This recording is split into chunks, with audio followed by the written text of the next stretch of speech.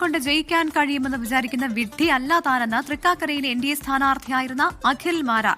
എന്റെ ഇല്ലാത്ത ബുദ്ധിയിൽ ഒരു ഐഡിയ തോന്നുന്നുണ്ട്.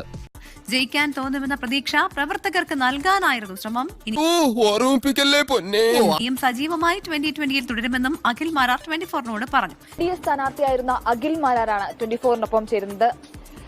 അഖിലെ, ഉമാ തോമസ് ചരിത്ര ഭൂരിപക്ഷത്തിലാണ് വിജയിച്ചത്.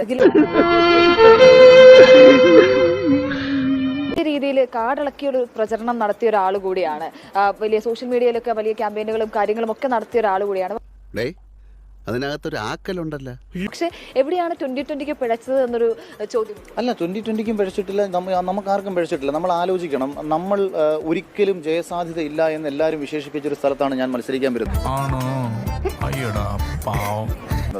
നോക്കൂ, എനിക്ക് ആദ്യം ഇവിടെ വേണ്ടത് ജയിക്കാൻ കഴിയുമെന്ന് പറയുന്ന പ്രതീക്ഷ എന്റെ പാർട്ടി പ്രവർത്തകർക്ക് കൊടുക്കുക എന്നുള്ളതാണ്.